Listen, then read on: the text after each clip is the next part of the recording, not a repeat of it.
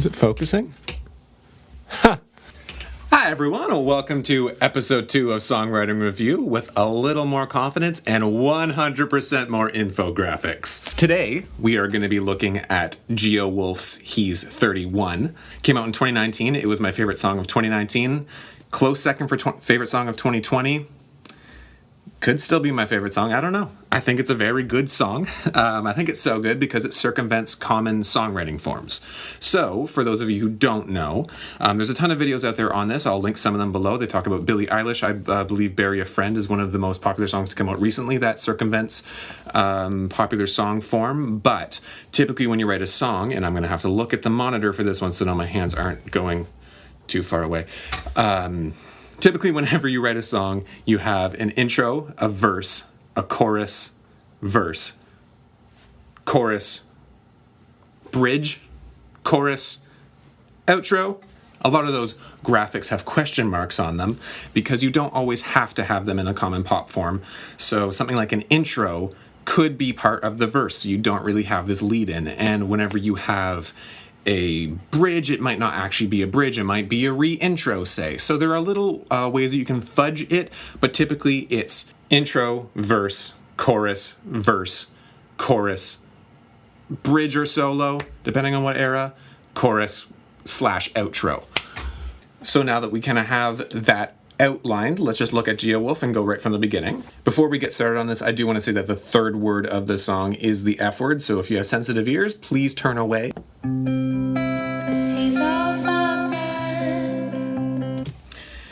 Again, I'm going to have a nasty habit of not letting things play more than 5 seconds. Like I said, we don't have an intro already. We're right into the verse. That the way that you can kind of differentiate them is a verse tends to have vocals, especially in pop songs, whereas intros are more instrumental breaks. So we're right into the verse. We don't have an intro here. And 31, and I thought I was something. 'Cause love's a game to those who play and end up winning nothing. Why should you find the higher ground? So right now we're at a pre-chorus, or you could call it a verse part 2 if you wanted to. It's really kind of a little bit muddy there, but it goes between the verse and the chorus typically, and it's just the way that you can kind of quantify it is a different feel than the verse, but it's not as grand as the chorus. So it does a good job of connecting the two parts without being too much new material, but also not being too over the top. Again. Why should you find the higher ground when you can do what feels so good for now? So we're done with the pre-chorus, and typically here we would have a chorus, right? Pre-chorus, even if it's a verse part 2, you tend to use those as cycles to get into another part, but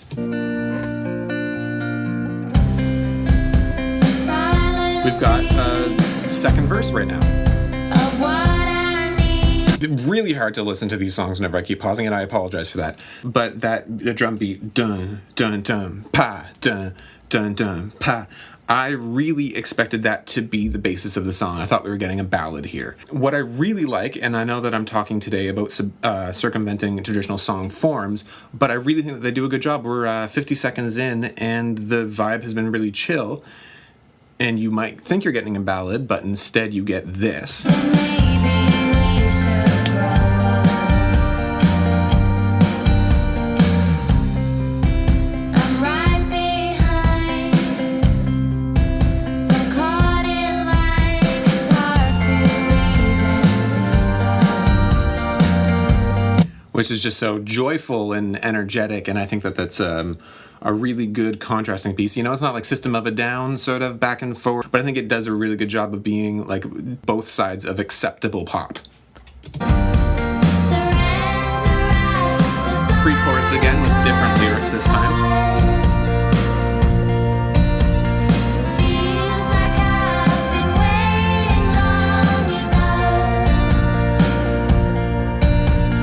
Why should you first set of lyrics from the first pre-chorus. It's interesting how they've flipped that. When you can do what feels so good for now. And the aging We finally have a chorus. has changed things, and I know. And I'll let it play again, but just back to my point of you can kind of tell when things are pre-choruses and when they're verses and when they're choruses based on the grandness of it. I think anyone would hear that and hear the build to it and know that something's coming, and it erupts. It doesn't fall flat. It really fulfills that build, which is the point of the pre-chorus, is to get you to the chorus and have it be monumental. So just a little tip for if you're trying to identify parts whenever you're songwriting or listening to songs.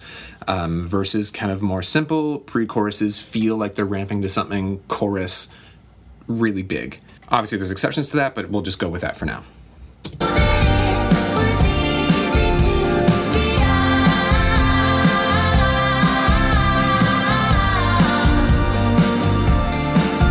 in this essential crisis, won't excuse your shit at almost 31.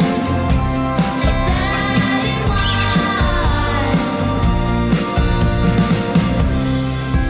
And I So at this point, we've had a verse, no intro, into a pre-chorus, into a second verse, into a double-length pre-chorus, then we're at a chorus. can't move while in your room, and I should be more careful. And listen here, So comfortable. there's like an organ that sounds like a flute sort of thing, and there's a pad over that verse. So if I go back to the second verse, which is after the first pre-chorus, we don't have that pad there. So it feels a lot more dry. So good for now. The silence speaks. Compare that to So comfortable.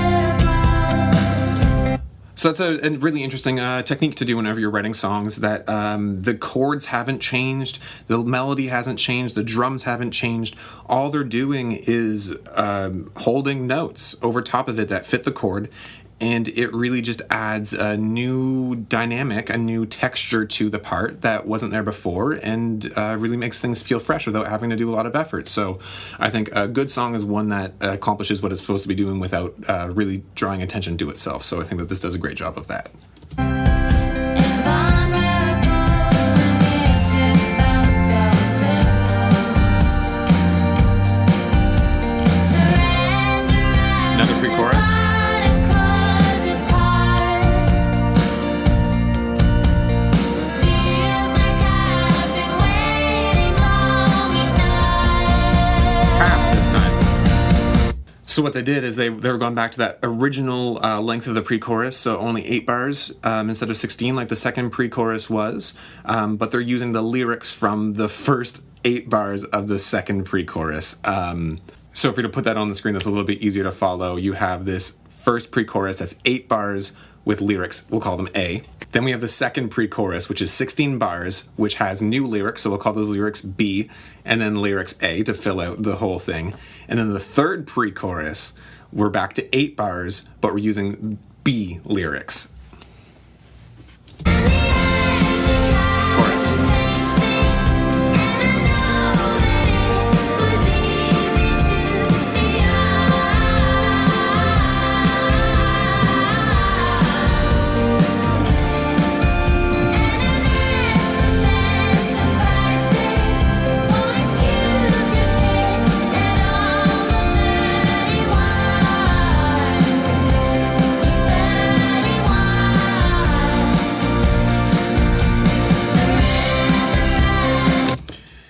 So this is where I think it's super interesting. They've tagged the chorus. So the second chorus, instead of going into a bridge, instead of repeating, a lot of songs do a double chorus, like we talked about last week, like Liza Ann has a double chorus to end her song. They're putting a pre-chorus after the chorus. So we've actually used the pre-chorus to ramp into the chorus, which then ramps into a pre-chorus.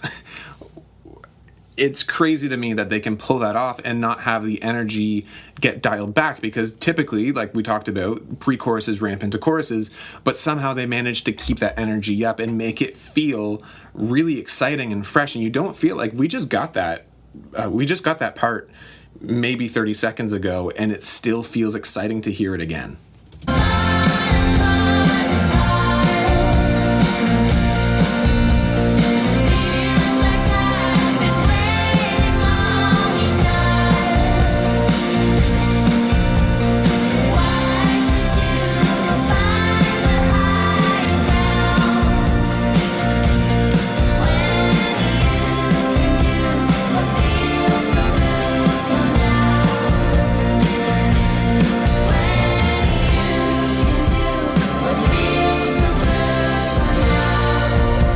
So there they took the last line and then they've repeated it with kind of changing the instruments under it to give it on a way out. So you can really hear how the energy drops just by changing the instrumentation. So they go back to that sort of pre-chorus energy where it's just the dun, dun, dun, pa underneath it, and it really smooths it out really well. And then we go into this outro. He's all fucked up. Which is the intro, which is the verse. 31, and I thought I was something. So to recap everything, because I know I've been pausing the song a lot, I know it's probably pretty hard to follow. We have an intro, which actually is the verse, so we can't really call it an intro, so we'll go with verse, and then 8-bar pre-chorus with lyrics A, second verse, 16-bar pre-chorus with lyrics B and then A, chorus, verse 3, pre-chorus 3 with lyrics B, so it's 8 bars again, chorus, which develops into pre-chorus 4, which is 16 bars and has lyrics A, then B, and then we have the first few bars of the song again. So the intro part, that's also the verse, that's also the outro.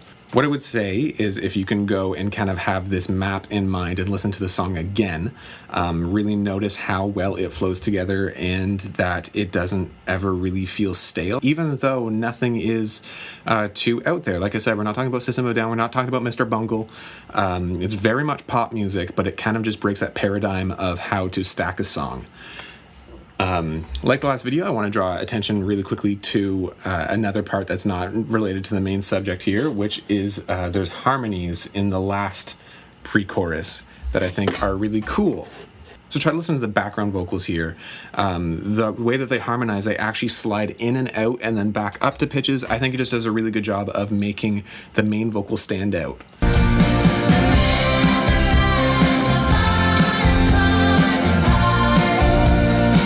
It's buried in there, but it's a feels like I've been waiting long enough. So it kind of drops down and then snaps back to the pitch, which works really well because it adds emphasis to the main vocal, which has these strong held notes, and then it's almost like being hit with the note every time that it comes back in.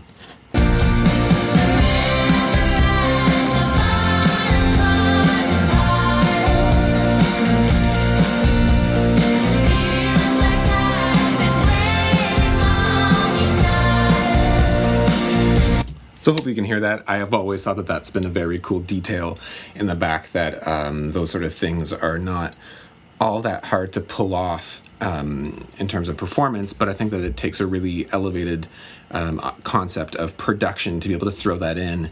And it's really tucked in there, and it just makes the main vocals stand out really well, which is obviously whenever you're writing a song, you always want that melody to stand out however you can. And I think that they did a really good job there. All right, so I know that last episode I said that I wanted to do these videos once per week, if not more.